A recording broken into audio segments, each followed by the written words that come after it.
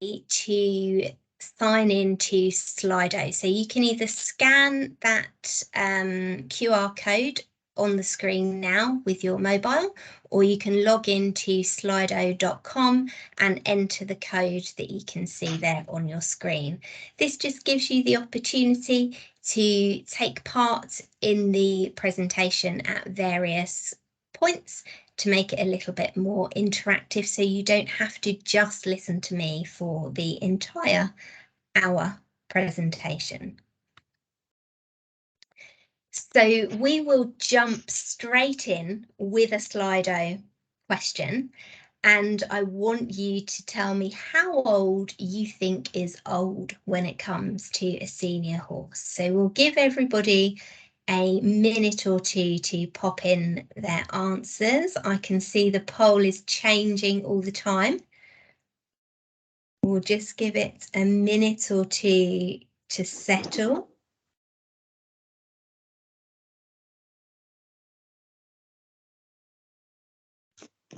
Very interesting. So at the moment, we've got close to 50% of you saying that 20 to 25 is old in your opinion.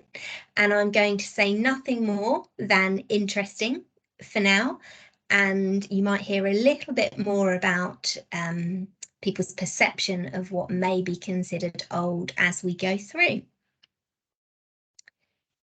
So I just wanted to start by mentioning the scientific research that we're involved in here at Spillers.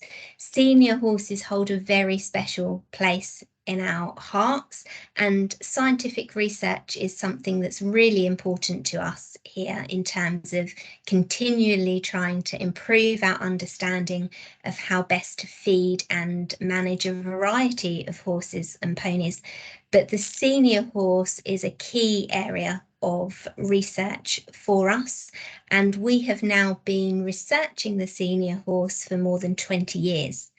And that research journey began in the early 2000s, where we started off by looking at age-related changes in taste and feeding behaviour in stabled horses.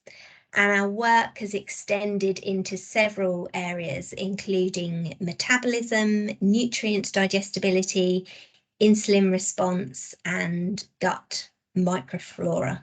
And as we go through the presentation this evening, I will share a few key highlights of some of those studies with you.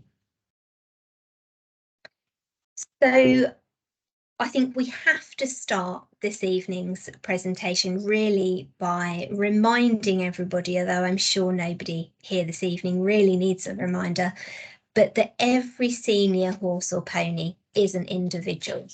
So when it comes to determining the most appropriate feed and management for your senior horse or pony, there really is no one size fits all approach.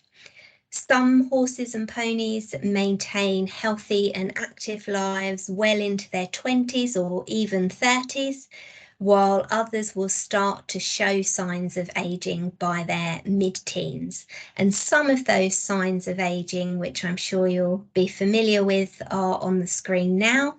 They include things like stiffness and joint disease, a loss of condition, which might include weight, although not all senior horses are prone to weight loss, potentially a loss of muscle mass, a drooping or swaying of the back, dental issues, an increase in infections.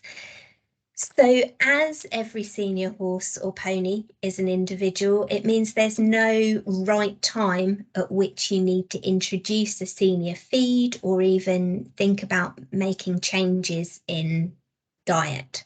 So for healthy senior horses or ponies that are in good body condition and they're already on a balanced diet, they may not need any changes in diet at all. Whereas the golden oldie, or maybe the true geriatric, as they're sometimes referred to, they will show multiple signs of aging and will need more specialist management. We recently conducted a senior horse survey, and we had over 12,000 horse owners complete the survey. There may be one or two of you joining us this evening who took part in that survey. And this is something we did to help us improve our understanding of the senior horse populations, the real life challenges that senior horse owners are faced with, so that we can better understand how we can help to support senior horses and ponies nutritionally. So what better time than this evening to share some of those findings with you? And just thinking back to that question that I asked with the Slido poll at the start, 65% of senior horse owners that completed that survey classed horses as senior at 20 years and over. So quite consistent with your results this evening. Around 63% of senior horses were still in ridden work, and about half of respondents had owned their senior horse or pony for 11 years or more. And I think this last point on the screen really shows the dedication of senior horse owners and just how important senior horses and ponies are to us, because almost 100% of owners said that they intend to keep their senior horse for the rest of their life. So 32% of horse owners raised joint health as a concern. Teeth concerns came up with 11% of respondents. And in terms of body condition, you can see that in this survey, around about the same proportion of owners said that their senior horse was underweight versus overweight, although the majority were rating their horse's condition as just right.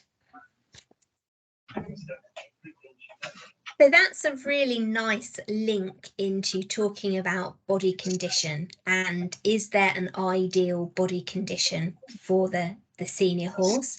And just like in younger horses, there are health and welfare implications that are associated with being too thin, just as there are with being too fat. So, for example, you can have issues with thermoregulation. So the horse's ability to regulate their body temperature can be compromised in underweight horses and overweight horses. In underweight horses, going into winter particularly, there's no reserve, or it's particularly important as we come into winter. It can reduce immunocompetence, both being underweight and overweight. If you've got an underweight horse or a poor doer that you know is prone to weight loss, being proactive is undoubtedly the best strategy. So taking steps before that horse or pony starts to lose weight to try and get ahead of the curve.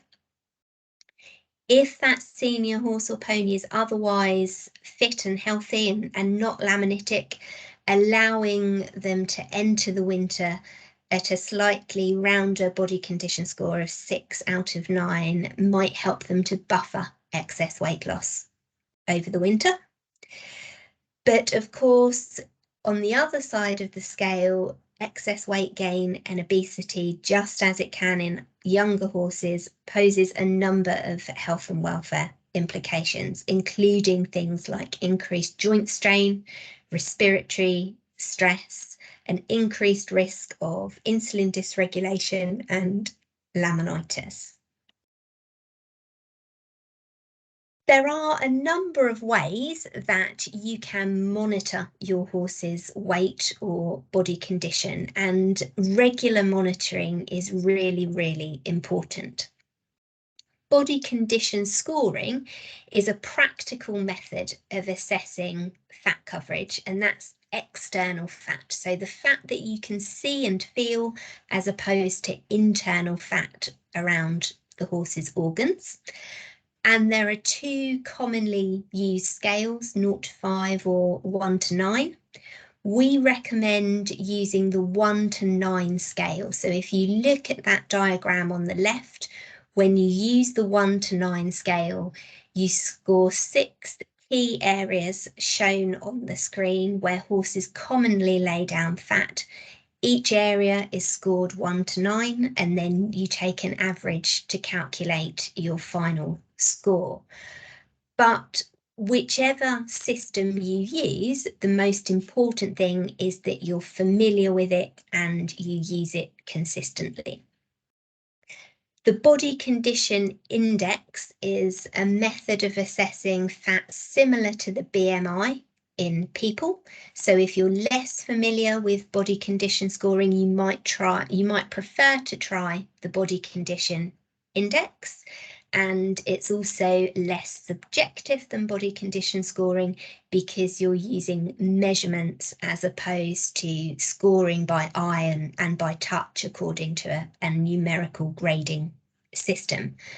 And Vanessa, I believe, will pop some links in the chat for you to some body condition scoring tools, the body condition scoring index, and some guides to things like using a weigh tape in the chat box for anybody that would like to access those.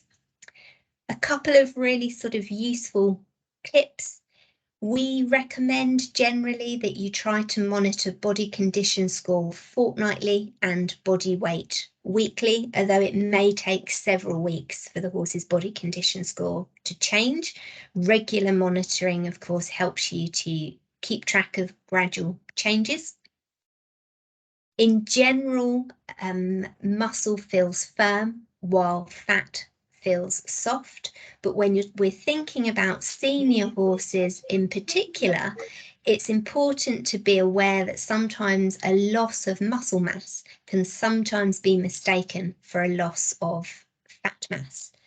And in senior horses with PPID, or Cushing's as it's also known, regional fat deposits can sometimes lead us to overestimate generalized obesity. And when that occurs, sometimes the diet can be restricted too severely. So there's just a couple of things to watch out for with senior horses in particular.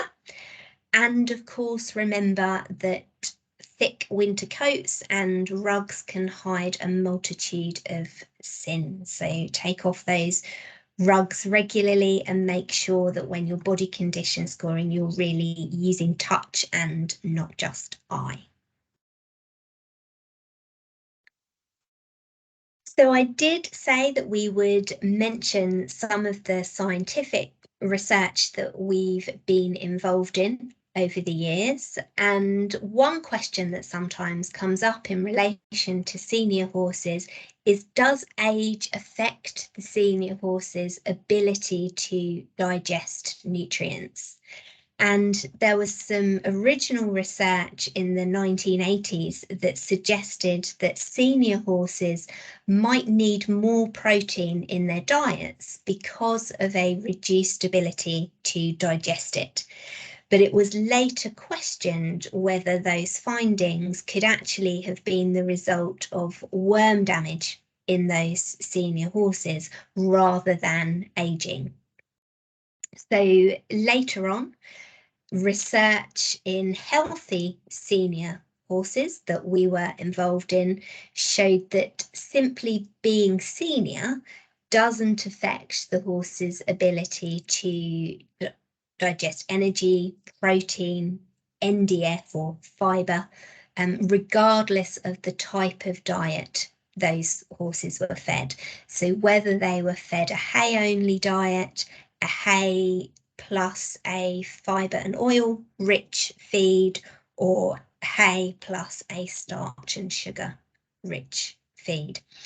And then a follow-up study also showed that there was no effect of age on mineral digestibility in different diets either. And there are the references to those studies on the screen.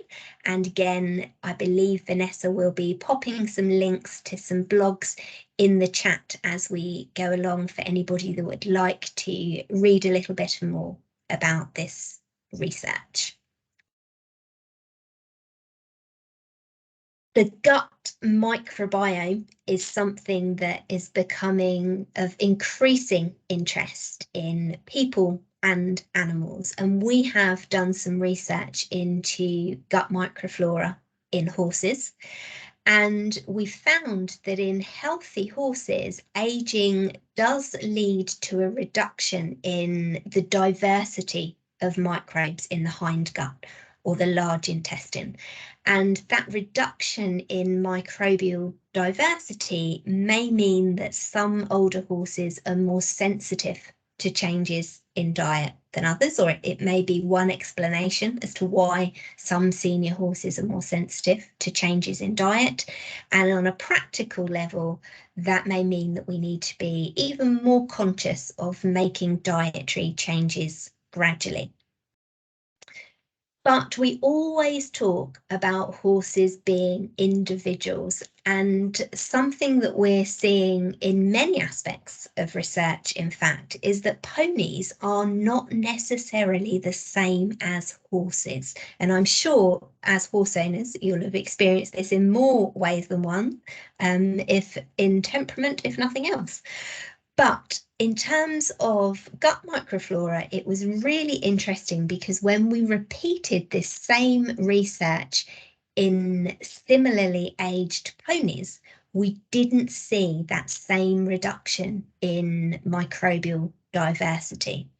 And we don't fully understand the reasons for that yet, but this may suggest that ponies age later than horses. Something else we've looked at is insulin response, and insulin dysregulation is something that horse owners are becoming more and more aware of. Insulin is a hormone produced by the pancreas, and it plays a very important role in regulating blood sugar. So the release of insulin from the pancreas signals cells mainly in the muscle and the liver tissue to absorb glucose from the blood. And we know that insulin dysregulation is a risk factor for laminitis. But we found in 2 studies that healthy senior horses have an increased insulin response to a meal rich in starch or sugar. So these were healthy senior horses, so they didn't have a history of laminitis or PPID. And this research therefore suggests to us that it may be beneficial to think about feeding a low or a restricted starch and sugar diet to any senior horse, even if they haven't been diagnosed with PPID or they haven't got a history of laminitis. So another opportunity for you to get involved this evening. So my next question to you is, what most concerns you when you think about feeding and managing your senior horse? So time to pop your answers in the poll. Apologies, I skipped on too quickly there. So hopefully if we're popping answers in, it will still let me see. Brilliant. So we've got a few things coming. Condition, joints, weight gain, teeth, choke. Are they eating enough? Getting enough fibre? Weight gain, Cushing's, weight balance, gut health. Really, really valid concerns from everybody coming through. Fibre again, consistency of body weight, hydration, another really good one. Excellent point. Excellent. So I'll move on, and I'm pleased to say that I think palatability, another one, that we are going to cover off all of those concerns this evening during this presentation. So weight loss is a common concern amongst owners of senior horses, although it is important to remember that not all senior horses are prone to weight loss, and we'll discuss that later on. But if your senior horse is losing weight, it's important to try and identify the cause. Horses can lose weight due to a number of clinical conditions, so it's always important to rule out any underlying health condition first. In some cases, weight loss in a horse, just as it can be in a person, can be simply down to the diet not supplying enough calories, or the technical term, although we often tend to use the word calories when we're talking about weight, energy is the technically more correct term. So energy and calories, you might hear them used interchangeably sometimes. They are essentially two different words used to describe the same thing. It's important to assess whether or not the horse or pony is eating enough forage or a suitable forage replacer.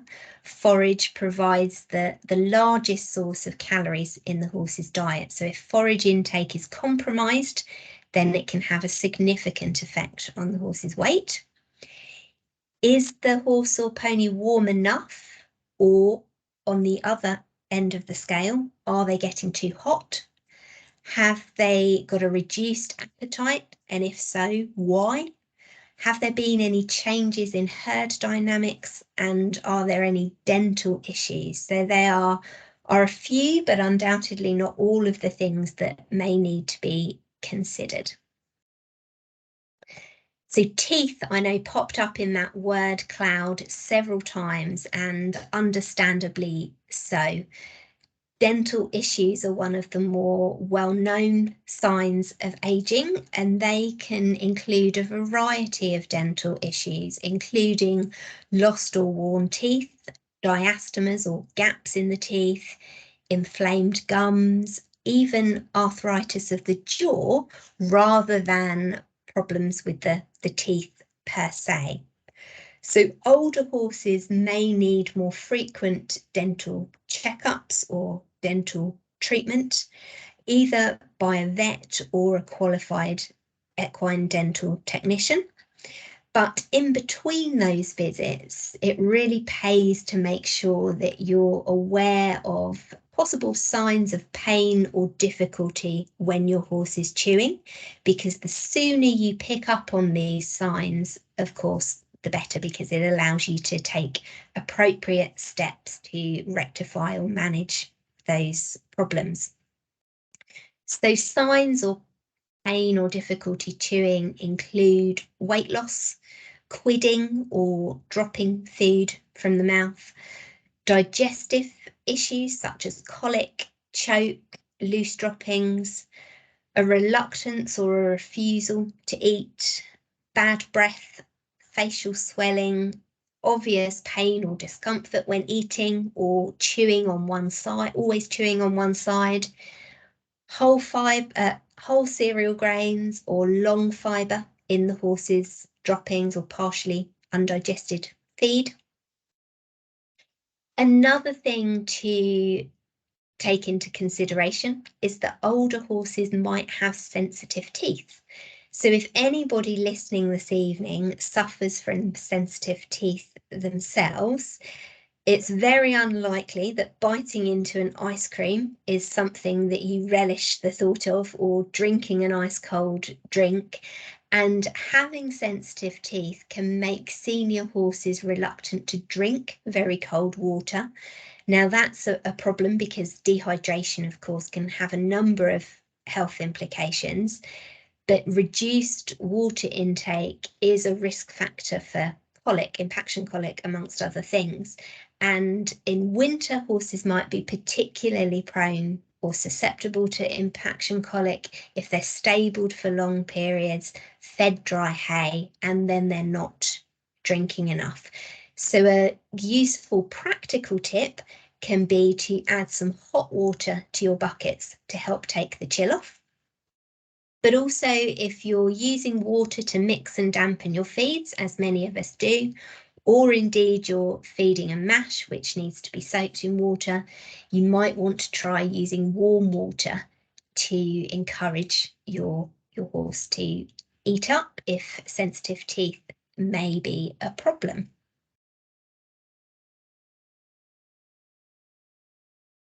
So we touched on forage a few moments ago. Forage is, of course, the foundation, or should be the foundation, of every horse or pony's diet, and it comes in different forms.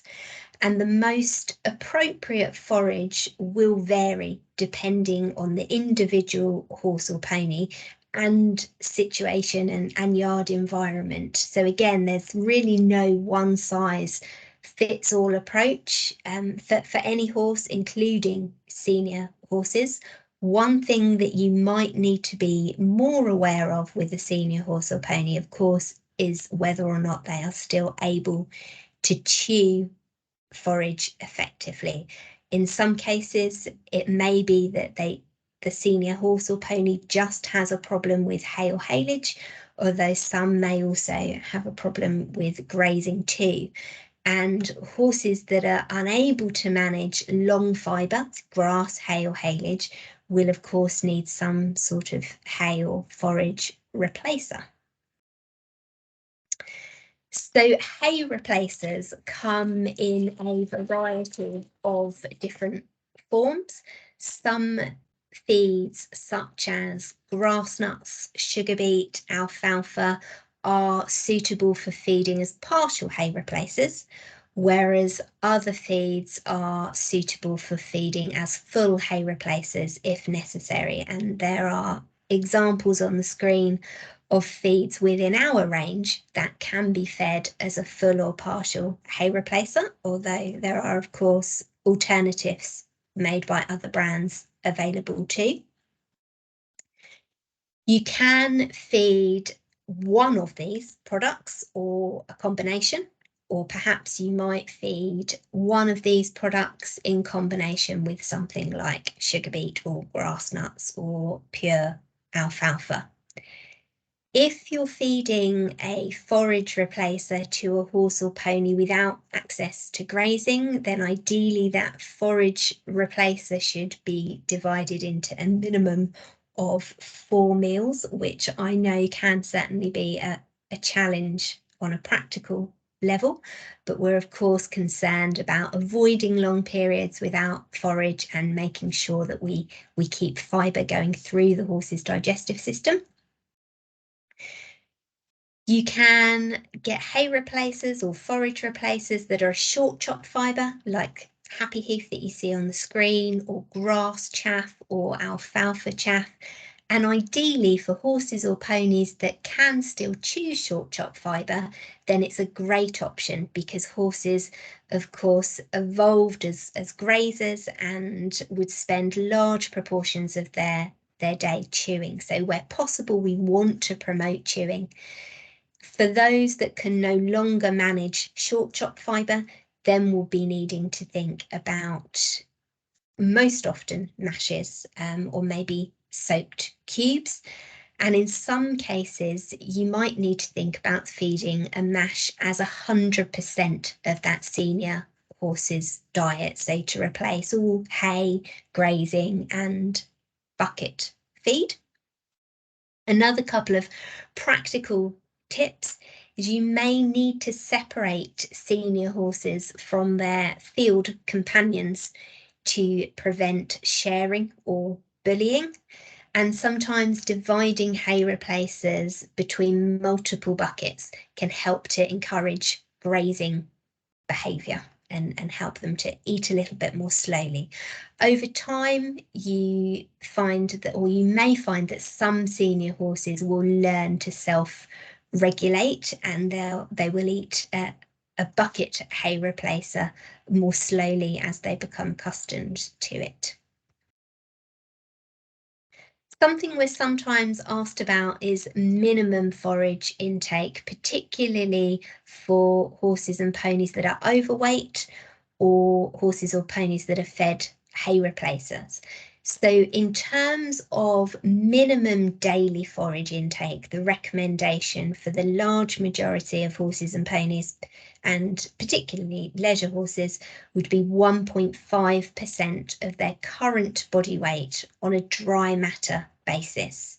Now, that term dry matter is something that often causes confusion, but is really important, particularly if we're talking about horses and ponies that are fed restricted rations of forage or perhaps have a limited appetite, so their voluntary forage intake is a concern. Now, the reason that this dry matter is so important is that all forage, even unsoaked hay, contains some water. So dry unsoaked hay is around 10 to 15% water, and the water content doesn't count towards your horse's forage intake.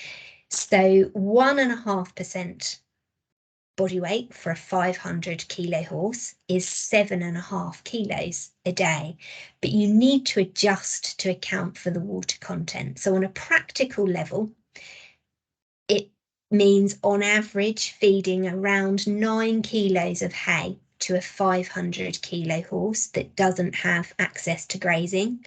Or if you intend to soak your hay before you feed it, you'd need to increase the amount you soak by approximately 20%. So 11 kilos of hay if you're going to soak it before feeding. And that's because you lose nutrients and therefore dry matter into the water.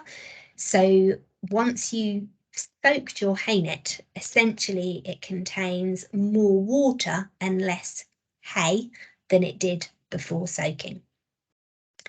Haylage, you'd need to feed on average around 11 to 12 kilos of hay, although potentially you could have to feed up to 13.5 kilos of haylage, and that's because haylage can be up to 50% water. We've talked here about the minimum forage intake, but of course, ideally, wherever possible, forage or an appropriate forage replacer should be ad lib, be fed ad lib, as much as the horse or pony will eat.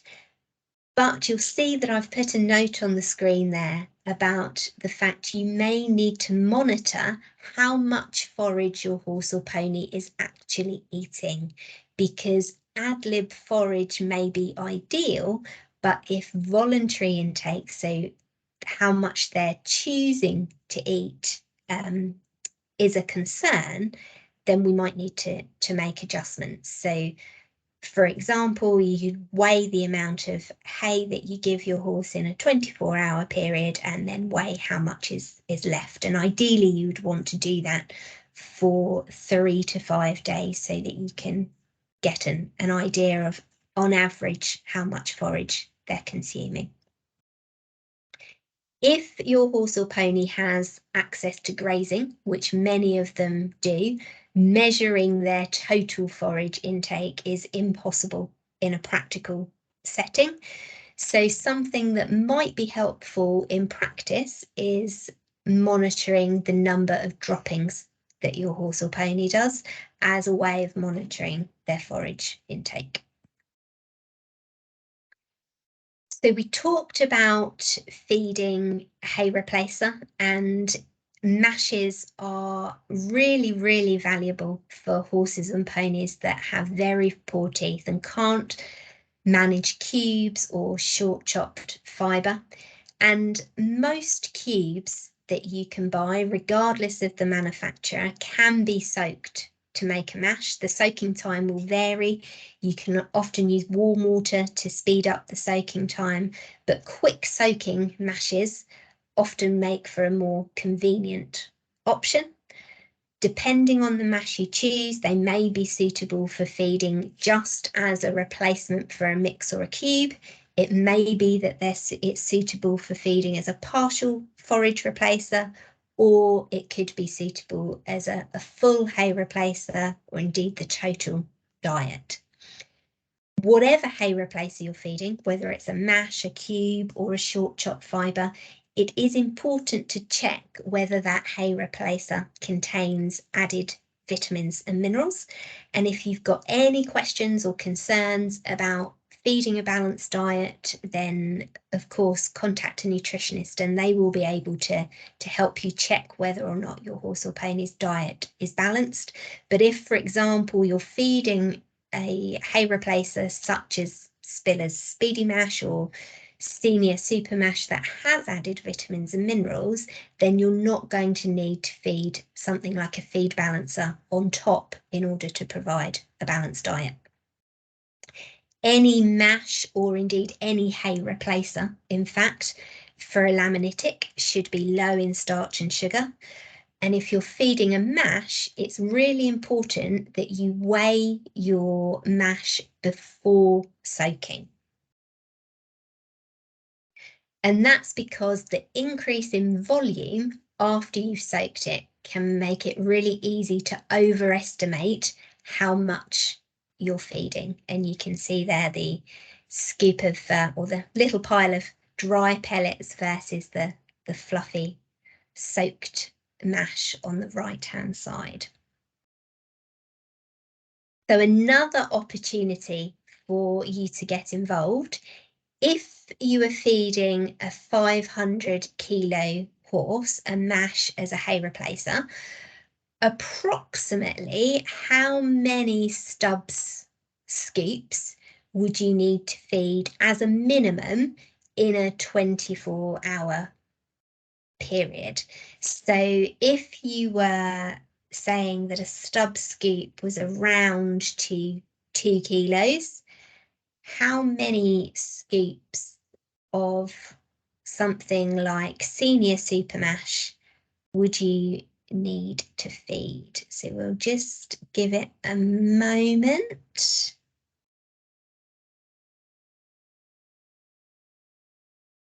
Excellent, thank you. We're still changing our mind. The numbers are changing all the time.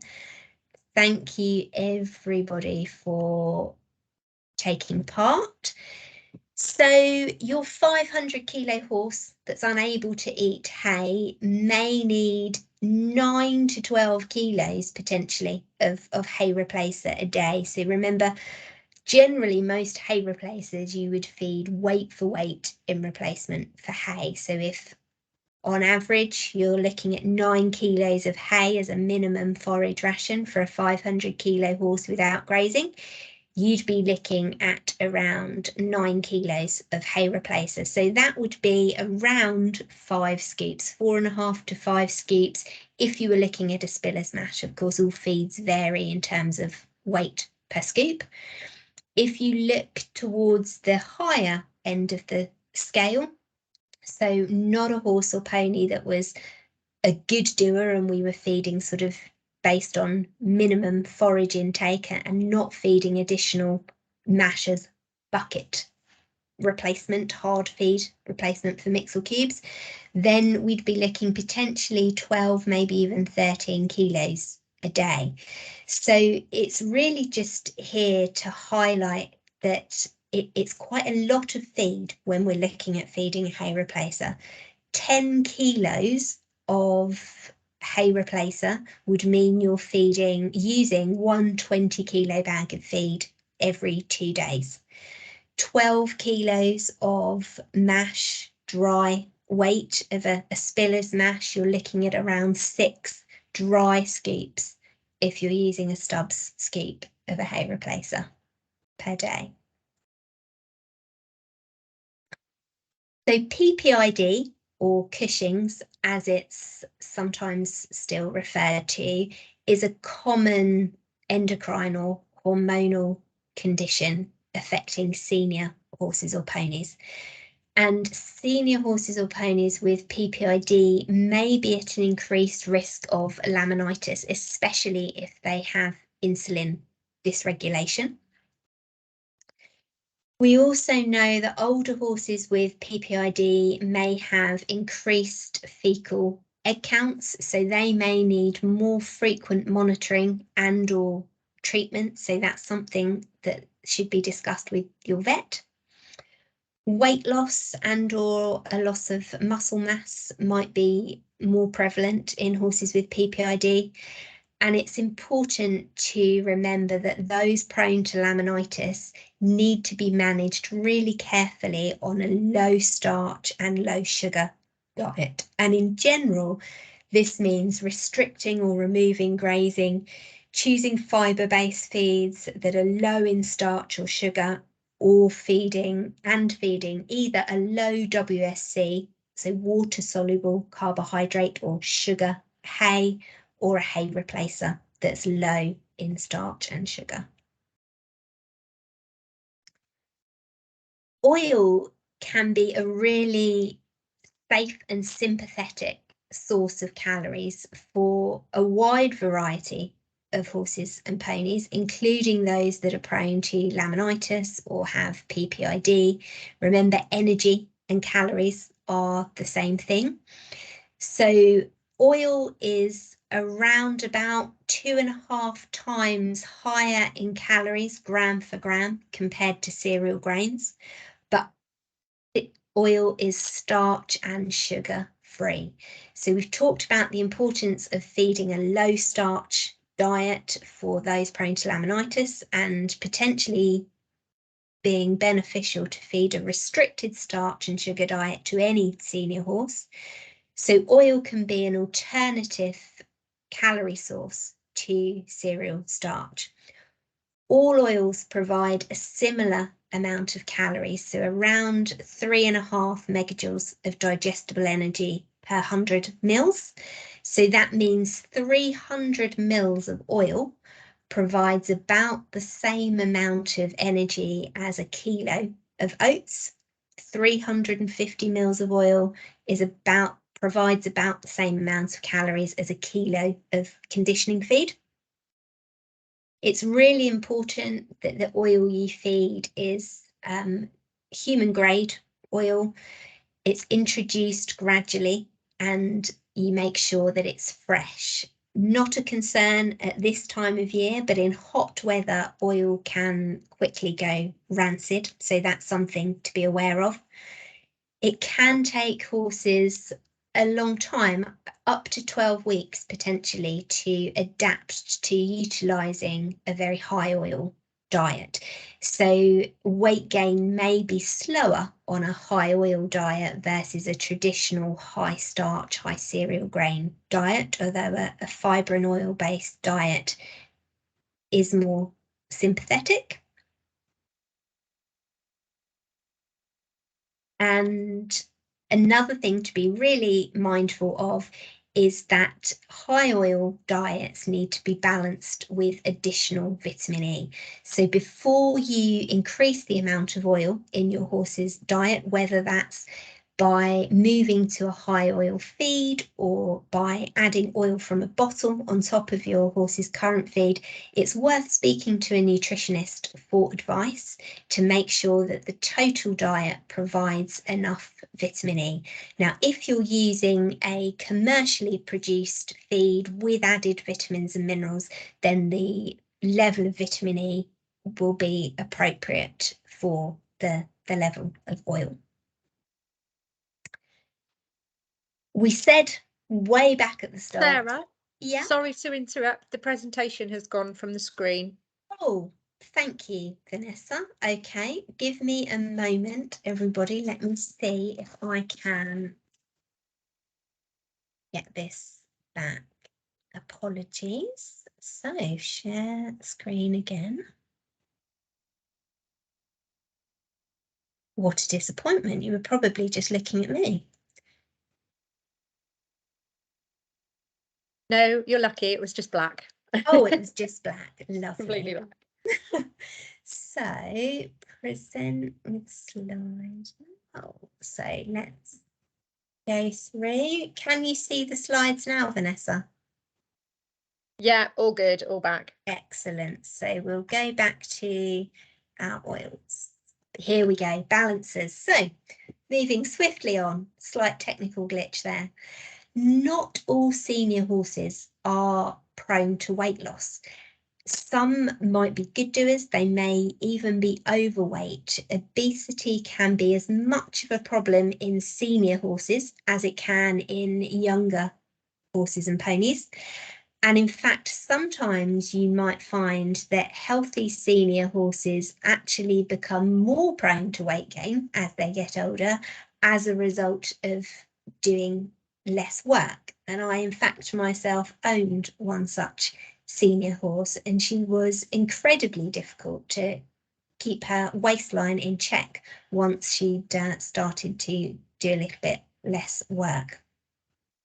So balancers are a great option for those senior horses and ponies that don't need additional calories above and beyond what's provided by forage. On the other hand, it's therefore important to remember that balancers are not conditioning. So by that, I mean all balancers, apart from stud balancers, which are slightly different, provide a negligible level of calories when you feed them at the recommended amount. So it doesn't matter whether it's called a light balancer or an original balancer or a senior balancer, there's going to be negligible difference in the level of calories they provide. And that is across the board, regardless of the brand that you feed. So if you've got a senior horse or pony that needs additional calories and help maintaining their weight, a balancer isn't going to do that for you unless you are feeding it alongside an appropriate amount of something like sugar beets or a high oil alfalfa chop that doesn't have added vitamins and minerals. In that situation, the feeds such as your sugar beets and your alfalfa would be providing the calories, and the balancer would be providing the vitamins and minerals. Herd dynamics, it's really important to keep an eye on herd dynamics as horses get older. Older horses may be pushed down the pecking order, which means they might be more susceptible to bullying. They might lose out when it comes to accessing feed, water, or shelter.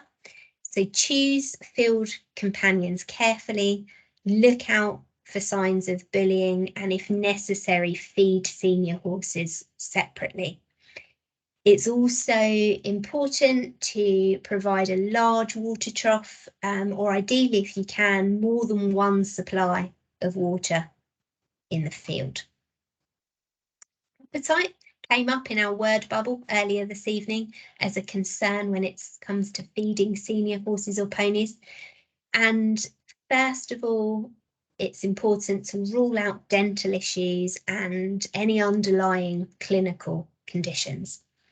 Sometimes senior horses do just become fussier with age.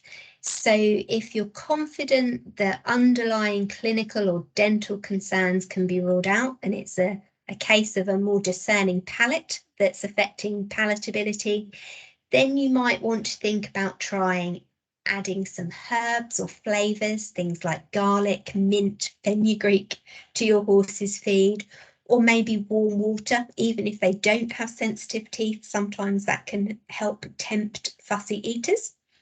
Alternatively, you could, of course, consider a feed that already has herbs or a flavour added to it. If your senior horse or pony is still competing, it's really important that all feeds and supplements are beta-NOPS approved to help you manage the risk of naturally occurring prohibited substances.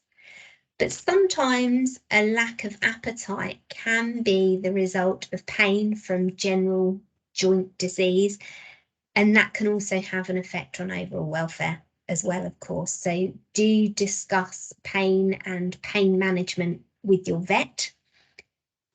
Sometimes changes in routine or being separated from companions can make senior horses reluctant to eat, and arthritis in the neck or the forelimbs can make grazing uncomfortable or lowering the head to eat from a bucket or pulling hay or haylage from a net uncomfortable. If you have a look at the picture, that's a senior horse that's in a corral separated from her companions so that she can eat her hay replacer while still being surrounded by other horses that can't access her dinner. And you'll notice that she's actually eating from a raised ledge. Her bucket is in a tray that's been positioned at a more comfortable eating height. Rugs, I know, are a debate for horses of all ages. Rugging poor doers appropriately helps to make sure that they don't waste valuable energy or calories keeping warm. But it's also important to remember that getting too hot can affect the horse's appetite and therefore contribute to weight loss as well. So getting too hot can be as much of a problem as getting too warm. It's also really important to bear in mind that senior horses may have difficulty regulating their body temperature. So that means they may need their rugs changed more frequently because they become too hot or too cold more easily.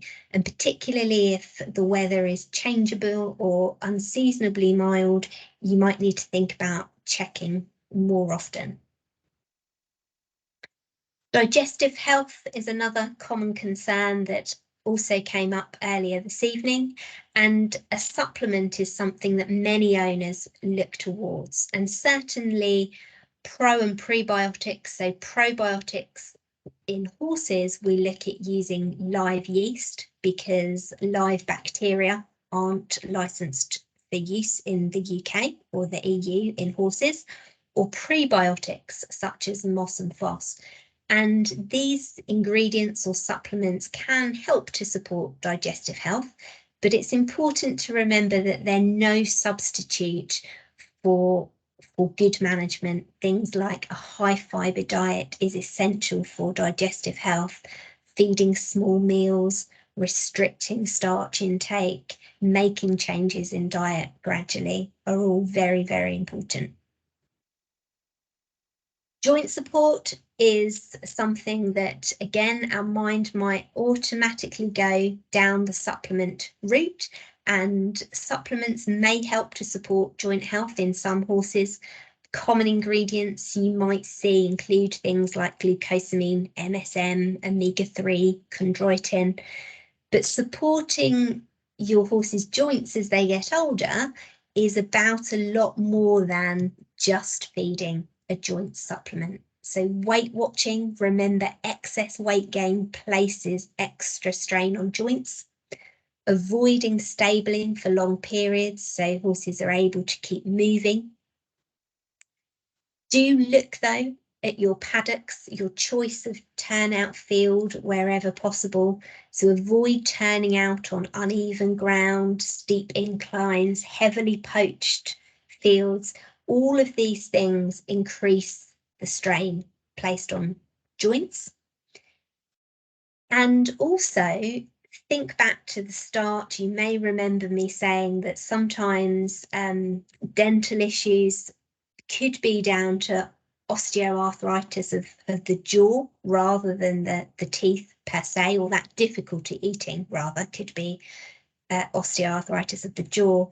But as we mentioned earlier, things like arthritis in the neck or the forelimbs may be making it uncomfortable for horses to lower their head, eat hay from a net. So they're things to bear in mind. And some feeds or balancers may contain added joint support as well as having a supplement. If you are choosing a supplement, then a practical tip, if a claim sounds too good to be true, it probably is. Supplements shouldn't claim to cure, prevent, or treat any form of disease or clinical condition. So very quickly, as I know we're getting close to time, and I promise to try and make sure we don't overrun, at least not too much, when it comes to choosing the most appropriate feed for your horse, a really good place to start is to ask yourself whether or not your senior horse or pony is able to maintain weight easily on forage alone. And if the answer to that question is yes, then a balancer is an ideal way to feed them.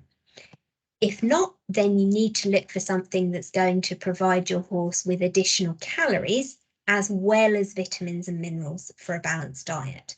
So if you were looking within the Spillers range, for example, if you had a senior horse or pony that needs a low starch and sugar diet and can't maintain weight easily on forage alone, then you might go down the senior super mash route, because it's whole cereal and molasses free, low in starch and sugar, suitable for horses and ponies prone to laminitis, and can be fed as a hay replacer if they have dental issues.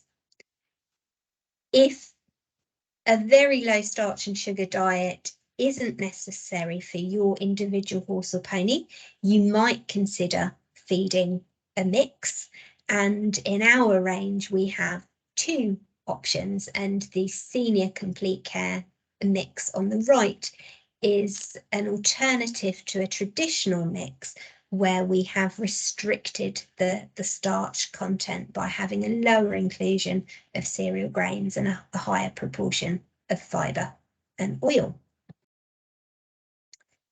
So a few take-home tips. I know we have shared a lot of information in a short space of time, but if you were to remember nothing else from tonight's presentation, then to remember that absolutely every senior horse is an individual. No two senior horses are the same, even if they are in similar work, a similar age, if they both have PPID, they're all individuals.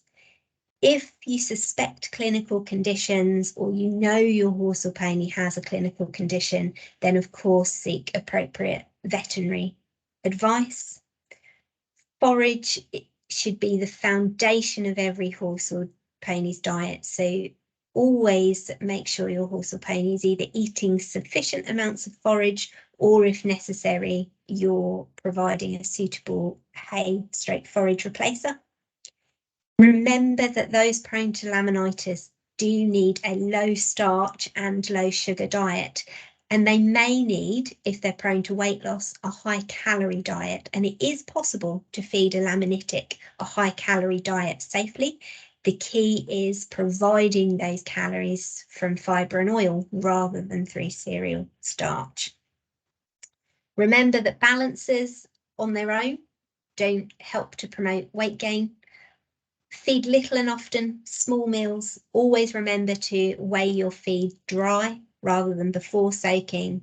And something else that's super important is regular monitoring. And that comes down to every aspect of your horse's feed and management: their weight, their body condition, changes in herd dynamics, health status, fecal egg counts, activity levels, everything that you can think of. Monitoring is such a valuable tool because you know your senior horse better than anybody else, and being able to spot these changes early means that you're going to be best placed to make appropriate changes in their feed and their management. So we will still give you an opportunity to ask questions. I know we are now at 9:01, but Vanessa and I will stay for a few minutes for anybody that would like to. We do really value your feedback, so you can scan that QR code on the screen to give us some feedback. We'd love to know what you thought about this evening, and all comments and suggestions for future sessions are very welcome.